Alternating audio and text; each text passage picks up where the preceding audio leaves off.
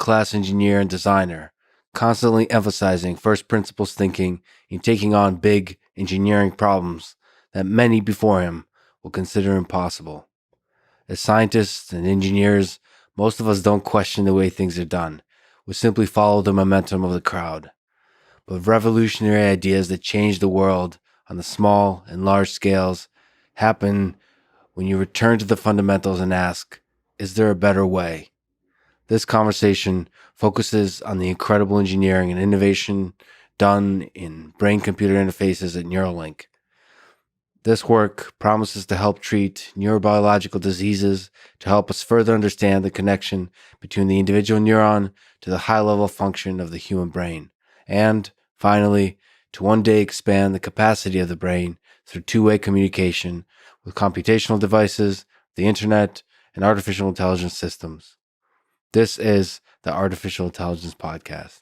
If you enjoy it, subscribe on YouTube, Apple Podcasts, Spotify, support on Patreon, or simply connect with me on Twitter at Lex Friedman, spelled Fridman.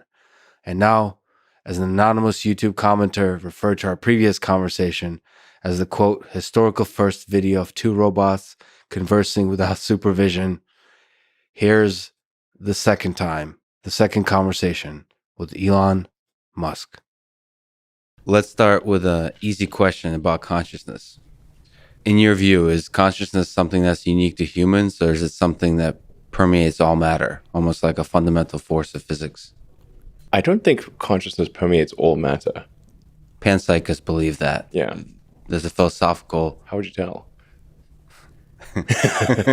That's true. That's a good point. I believe in the scientific method. I don't blow your mind or anything, but the scientific method is like, if you cannot test the hypothesis, then you cannot reach a meaningful conclusion that it is true. Do you think understanding consciousness is within the reach of science, of the scientific method? We can dramatically improve our understanding of consciousness.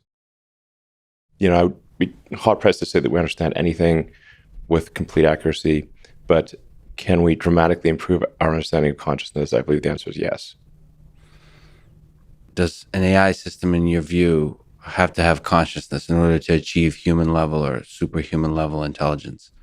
Does it need to have some of these human qualities like consciousness, maybe a body, maybe a fear of mortality, capacity to love, those kinds of silly human things? But it's different. There's the scientific method, which I very much believe in, where something is true to the degree that it is testably so. And otherwise, you're really just talking about, preferences or, untestable beliefs or that kind of thing. So it ends up being somewhat of a semantic question where we are conflating a lot of things with the word intelligence. If we parse them out and say, are we headed towards the future where an AI will be able to outthink us in every way? Then the answer is unequivocally yes.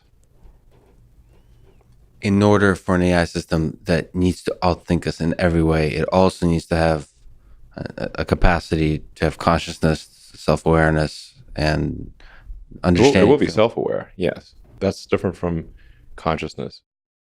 I mean, to me, in terms of what consciousness feels like, it feels like consciousness is in a different dimension. But this could be just an illusion.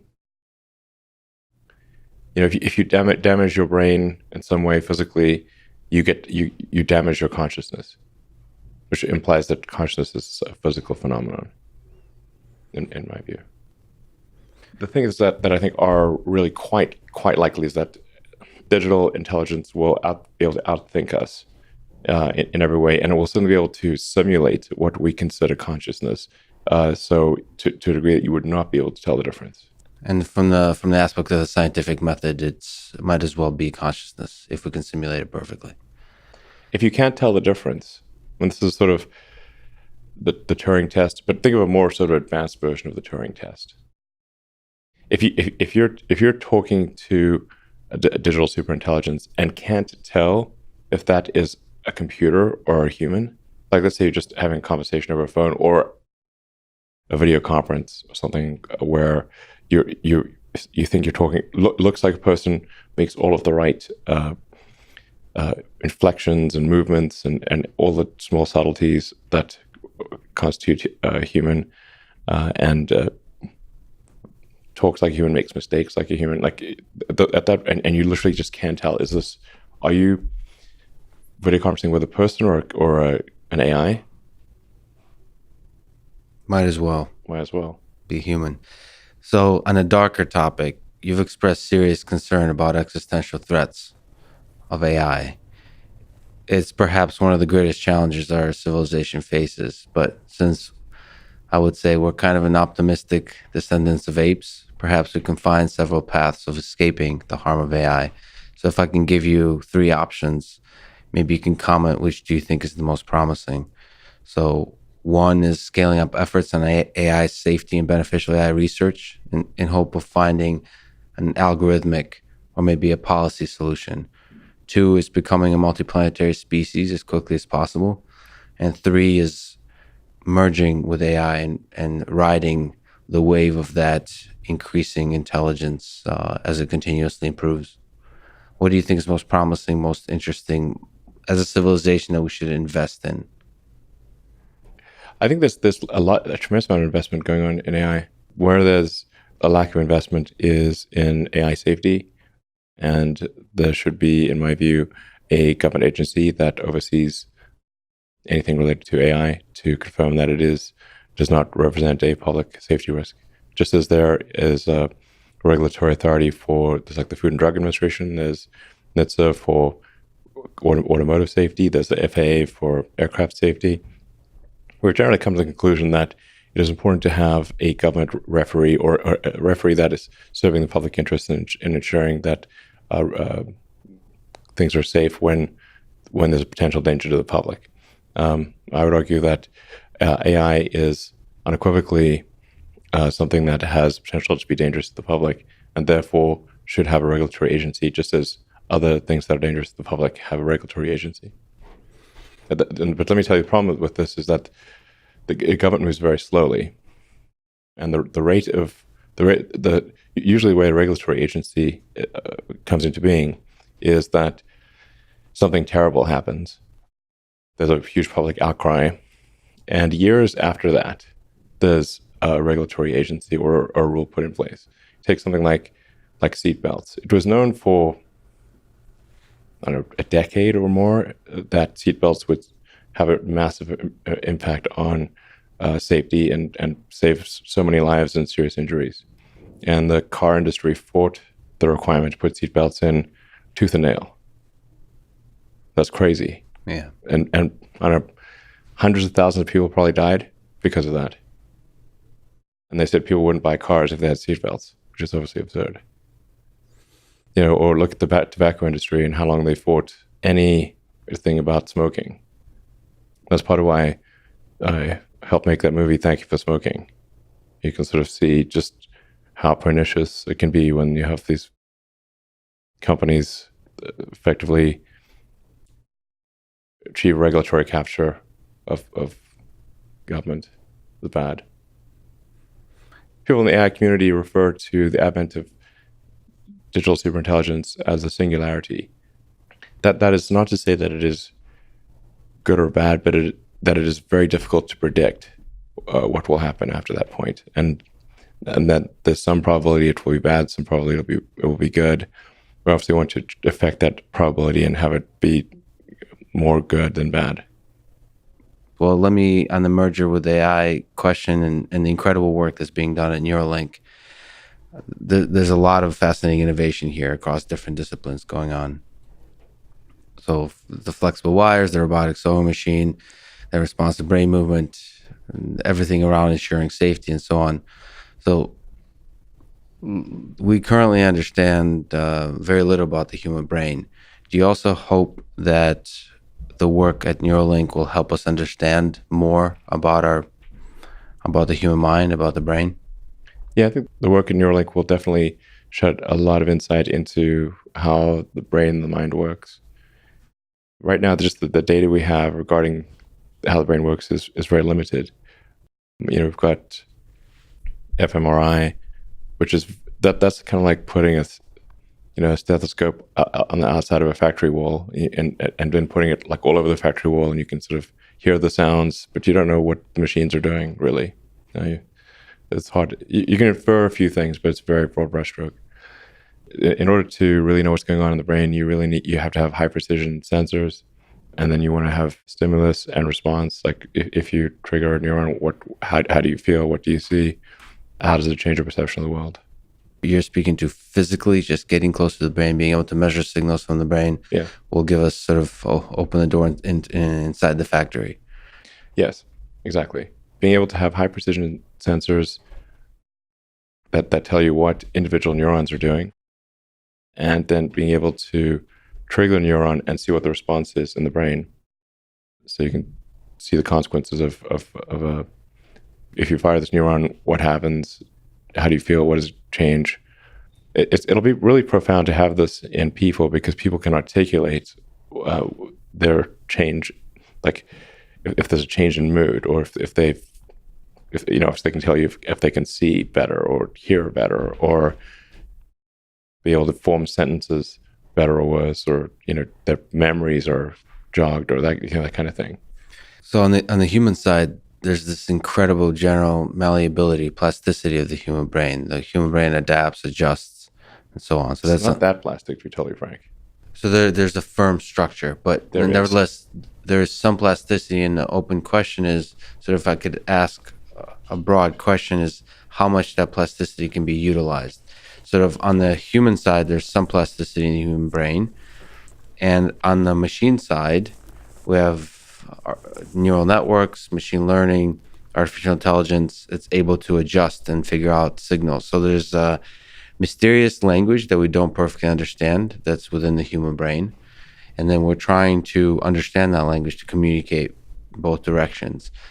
So the brain is adjusting a little bit, we don't know how much, and the machine is adjusting. Where do you see, as they try to sort of reach together, almost like with an alien species, try to find a protocol, communication protocol that works, where do you see the biggest benefit arriving from, on the machine side or the human side? Do you see both of them working together? I actually think the machine side is far more malleable than the biological side by a huge amount. So it will be the machine that adapts to the brain. That's the only thing that's possible. The brain can't adapt that well to the machine. You can't have neurons start to regard an electrode as another neuron, because like neurons just, there's like the pulse, and so something else is pulsing. So there is that elasticity in the interface, which we believe is something that can happen, but the vast majority of the malleability will have to be on the machine side. But it's interesting when you look at that synaptic plasticity at the interface side, there might be like an emergent plasticity, because it's a whole nother, it's not like in the brain, it's a whole nother extension of the brain. We might have to redefine what it means to be malleable for the brain. So maybe the brain is able to adjust to external interfaces. There will be some adjustment to the brain, because there's going to be something reading and simulating the brain, and so it will adjust to that thing. But the vast majority of the adjustment will be on the machine side. It has to be that, otherwise it will not work. Ultimately, like we currently operate on two layers. We have sort of a limbic, like prime primitive brain layer, which is where all of our kind of impulses are coming from. It's sort of like we've got like a monkey brain with a computer stuck on it. That's the human brain, and a lot of our impulses and everything are driven by the monkey brain. And the computer, the cortex, is constantly trying to make the monkey brain happy. It's not the cortex that's steering the monkey brain. It's the monkey brain steering the cortex. But the cortex is the part that tells the story of the whole thing. So we convince ourselves it's more interesting than just the monkey brain. The cortex is like what we call like human intelligence. So it's like that's like the advanced computer relative to other creatures. Other creatures do not have either. Really, they don't have the computer, or they have a very weak computer relative to humans. But it's like it sort of seems like surely the really smart thing should control the dumb thing, but actually the dumb thing controls the smart thing. So do you think some of the same kind of machine learning methods, whether that's natural language processing applications, are going to be applied for the communication between the machine and the brain to learn how to do certain things like movement of the body, how to process visual stimuli, and so on? Do you see the value of using machine learning to understand the language of the two-way communication with the brain? Sure. Yeah, absolutely. I mean, we're a neural net, and that, AI is basically neural net. So it's like digital neural net will interface with biological neural net, and hopefully bring us along for the ride. But the vast majority of our intelligence will be digital. This is think of like the difference in intelligence between the cortex and your limbic system is gigantic. Your limbic system really has no comprehension of what the hell the cortex is doing. It's just literally hungry, or tired, or angry, or sexy, or something. And then that communicates that impulse to the cortex and tells the cortex to go satisfy that. So then a great deal of like a massive amount of thinking, like truly stupendous amount of thinking, has gone into sex without purpose, without procreation, which is actually quite a silly action in the absence of procreation. It's a bit silly. Well, so why are you doing it? Because it makes the limbic system happy. That's why. But it's pretty absurd, really. Well, the whole of existence is pretty absurd in some kind of sense. Yeah. But I mean, this is a lot of computation has gone into how can I do more of that with procreation not even being a factor. This is, I think, a very important area of research by NSFW. An agency that should receive a lot of funding, especially after this conversation. I propose the formation of a new agency. Oh, boy. What is the most exciting, or some of the most exciting things that you see in the future impact of Neuralink, both on the science, the engineering, and societal broad impact? So Neuralink, I think, at first will solve a lot of brain-related diseases. So it could be anything from like autism, schizophrenia, memory loss. Like everyone experiences memory loss at a certain point in age. Parents can't remember their kids' names and that kind of thing. So there's, I think, a tremendous amount of good that Neuralink can do in solving critical damage to the brain or the spinal cord. There's a lot that can be done to improve quality of life of individuals, and those will be steps along the way. And then ultimately, it's intended to address the existential risk associated with digital superintelligence. Like we will not be able to be smarter than a digital supercomputer. So therefore, if you cannot beat them, join them. And at least we want to have that option. So you have hope that Neuralink will be able to be a kind of connection to allow us to merge, to ride the wave of the improving AI systems. I think the chance is above 0%. So it's non-zero. Yes. There's a chance, and that's. So have you seen Dumb and Dumber? Yes. So I'm saying there's a chance. You're saying 1 in a billion or 1 in a million, whatever it was, in Dumb and Dumber. It went from maybe 1 in a million to improving. Maybe it'll be 1 in 1,000, and then 1 in 100, then 1 in 10. It depends on the rate of improvement of Neuralink and how fast we're able to make progress. Well, I've talked to a few folks here that are quite brilliant engineers, so I'm excited. Yeah, I think it's like fundamentally good. Giving somebody back full motor control after they've had a spinal cord injury. Restoring brain functionality after a stroke. Solving debilitating genetically oriented brain diseases. These are all incredibly great, I think. And in order to do these, you have to be able to interface with the neurons at a detailed level, and you need to be able to fire the right neurons, read the right neurons, and then effectively you can create a circuit, replace what's broken with silicon, and essentially fill in the missing functionality. And then over time, we develop a tertiary layer. So if like limbic system is the primary layer, then the cortex is like the second layer. And as I said, obviously the cortex is vastly more intelligent than the limbic system, but people generally like the fact that they have a limbic system and a cortex. I haven't met anyone who wants to delete either one of them. So they're like, okay, I'll keep them both. That's cool. The limbic system's kind of fun. Yeah, that's where the fun is. Yep, absolutely. And then people generally don't lose the cortex either, right? So they like having the cortex and the limbic system. Yeah. And then there's a tertiary layer, which will be digital superintelligence. And I think there's room for optimism, given that the cortex, the cortex is very intelligent and the limbic system is not, and yet they work together well. Perhaps there can be a tertiary layer where digital superintelligence lies, and that will be vastly more intelligent than the cortex, but still coexist peacefully and in a benign manner with the cortex and limbic system. That's a super exciting future, both in the low-level engineering that I saw is being done here and the actual possibility in the next few decades.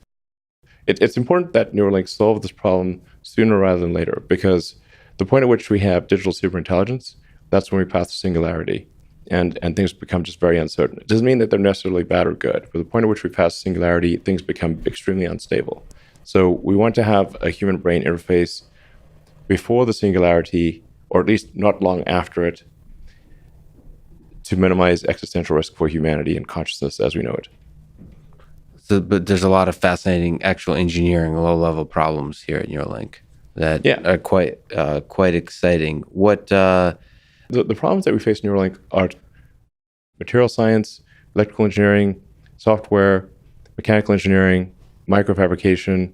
It's a bunch of engineering disciplines, essentially. That's what it comes down to, is that you have to have a tiny electrode. It's so small it doesn't hurt neurons, but it's got to last for as long as a person. So it's got to last for decades. And then you've got to take that signal, you've got to process that signal locally at low power. So we need a lot of chip design engineers that are, because we've got to do signal processing and do so in a very power efficient way so that we don't heat your brain up, because the brain's very heat sensitive. And then we've got to take those signals and we've got to do something with them, and then we've got to stimulate the back to so you could bidirectional communication. So if somebody's good at material science, software, mechanical engineering, electrical engineering, chip design, microfabrication, those are the things we need to work on. We need to be good at material science so that we can have tiny electrodes that last a long time. And it's a tough thing with the material science problem. It's a tough one because you're trying to read and simulate electrically in an electrically active area. Your brain is very electrically active and electrochemically active. So how do you have, say, a coating on the electrode that doesn't dissolve over time and is safe in the brain? This is a very hard problem. And then how do you collect those signals in a way that is most efficient? Because you really just have very tiny amounts of power to process those signals. And then we need to automate the whole thing so it's like LASIK. So it's not. If this is done by neurosurgeons, there's no way it can scale to a large numbers of people, and it needs to scale to large numbers of people because I think ultimately we want the future to be determined by a large number of humans. Do you think that this has a chance to revolutionize surgery, period? So neurosurgery and surgery all across? Yeah, for sure. It's got to be like LASIK. Like if LASIK had to be done by hand by a person, that wouldn't be great. Yeah. So it's done by a robot. And the ophthalmologist kind of just needs to make sure your head's in the right position, and then they can just press a button and go. So Smart Summon and soon Autopark takes on the full beautiful mess of parking lots and their human-to-human nonverbal communication. I think it has actually the potential to have a profound impact in changing how our civilization looks at AI and robotics, because this is the first time human beings, people that don't own a Tesla, may have never seen a Tesla or heard about a Tesla, get to watch hundreds of thousands of cars without a driver. Yeah. Do you see it this way, almost like an education tool for the world about AI? Do you feel the burden of that, the excitement of that, or do you just think it's a smart parking feature? I do think you are getting at something important there, which is most people have never really seen a robot, Right. or and what is the car that is autonomous? It's a four-wheeled robot. Right. Yeah, but it communicates a certain sort of message with everything from safety to the possibility of what AI could bring, so its current limitations, its current challenges, it's what's possible. Do you feel the burden of that, almost like a communicator, educator to the world about AI? We're just really trying to make people's lives easier with autonomy. But now that you mention it, I think it will be an eye opener to people about robotics, because they've really never seen. Most people have never seen a robot, and there are hundreds of thousands of Teslas. Won't be long before there's a million of them that have autonomous capability and the drive without a person in it. And you can see the kind of evolution of the car's personality and thinking with each iteration of autopilot. You can see it's uncertain about this, or it gets, but now it's more certain. Now it's moving in a slightly different way. Like I can tell immediately if a car is on Tesla autopilot, because it's got just little nuances of movement. It just moves in a slightly different way. Cars on Tesla autopilot, for example, on the highway are far more precise about being in the center of the lane than a person. If you drive down the highway and look at where cars are, the human-driven cars are within their lane, they're like bumper cars. They're like moving all over the place. The car on autopilot, dead center. Yeah, so the incredible work that's going into that neural network, it's learning fast. Autonomy is still very, very hard. We don't actually know how hard it is fully, of course. You look at at most problems you tackle, this one included, with an exponential lens. But even with an exponential improvement, things can take longer than expected sometimes. So where does Tesla currently stand on its quest for full autonomy? What's your sense? When can we see successful deployment of full autonomy? Well, on the highway already, the probability of an intervention is extremely low. Yes. So for highway autonomy, with the latest release, especially the probability of needing to intervene is really quite low. In fact, I'd say for stop and go traffic, it's far safer than a person right now. In stop and go, the probability of an injury or an impact is much, much lower for autopilot than a person. And then with navigating autopilot, it can change lanes, take highway interchanges, and then we're coming at it from the other direction, which is low speed, full autonomy. And in a way, this is like, it's like, how does a person learn to drive? You learn to drive in the parking lot. First time you learned to drive probably wasn't jumping on Market Street in San Francisco. That'd be crazy. You learn to drive in the parking lot, get things right at low speed, and then the missing piece that we're working on is traffic lights and stop streets. Stop streets, I would say, actually also relatively easy, because you kind of know where the stop street is. Worst case, you can geocode it and then use visualization to see where the line is and stop at the line to eliminate the GPS error. So I'd say there's probably complex traffic lights and very windy roads are the two things that need to get solved. What's harder, perception or control for these problems? So being able to perfectly perceive everything, or figuring out a plan once you perceive everything, how to interact with all the agents in the environment. In your sense, from a learning perspective, is perception or action harder in that giant, beautiful, multitask learning neural network? The hardest thing is having accurate representation of the physical objects in vector space. So taking the visual input, primarily visual input, some sonar and radar, and then creating an accurate vector space representation of the objects around you. Once you have an accurate vector space representation, the planning and control is relatively easier. That says relatively easy. Basically, once you have accurate vector space representation, then you're kind of like a video game, like cars in like Grand Theft Auto or something. Like they work pretty well. They drive down the road. They don't crash, pretty much, unless you crash into them. That's because they've got an accurate vector space representation of where the cars are, and then they're rendering that as the output. Do you have a sense, high level, that Tesla's on track on being able to achieve full autonomy? So on the highway, Yeah, absolutely. and still no driver sensing. And we have driver sensing with torque on the wheel. That's right. Yeah. By the way, just a quick comment on karaoke. Most people think it's fun, but I also think it is a driving feature. I've been saying for a long time, singing in the car is really good for attention management and vigilance management. That's right. Tesla karaoke, is great. It's one of the most fun features of the car. Do you think of a connection between fun and safety sometimes? Yeah, if you can do both at the same time, that's great. I just met with Andrew and wife of Carl Sagan, who directed Cosmos. I'm generally a big fan of Carl Sagan. He's super cool and had a great way of putting things. All of our consciousness, all civilization, everything we've ever known and done is on this tiny blue dot. People also get too trapped in their like squabbles amongst humans, and there's not think of the big picture. And they take civilization and our continued existence for granted. They shouldn't do that. Look at the history of civilizations. They rise and they fall. And now civilization it's globalized.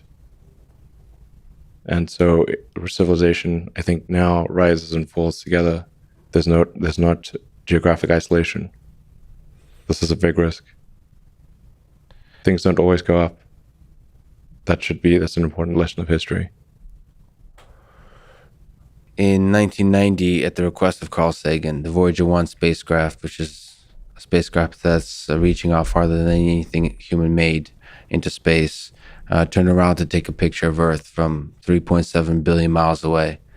And as you're talking about the pale blue dot, that picture, the Earth takes up less than a single pixel in that image. Yes. Appearing as a tiny blue dot, as pale blue dot, as Carl Sagan called it. So he spoke about this dot of ours in 1994. And if you could humor me, I was wondering if in the last 2 minutes you could read the words that he wrote describing this pale blue dot. Sure. Yes, it's funny, the universe appears to be 13.8 billion years old. Earth is like 4.5 billion years old. In another 500 million years or so, the sun will expand and probably evaporate the oceans and make life impossible on Earth, which means that if it had taken consciousness 10% longer to evolve, it would never have evolved at all. Just 10% longer. And I wonder how many dead one-planet civilizations there are out there in the cosmos that never made it to the other planet and ultimately extinguished themselves or were destroyed by external factors. Probably a few.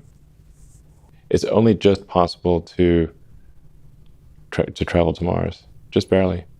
If G was 10% more, wouldn't work really. If G was 10% lower, it would be easy. Like you can go single stage from the surface of Mars all the way to the surface of the Earth, because Mars is 37% Earth's gravity, thereabouts. We need a giant booster to get off Earth. Channeling Carl Sagan. Look again at that dot. That's here. That's home. That's us. On it, everyone you love, everyone you know, everyone you've ever heard of, every human being who ever was, lived out their lives.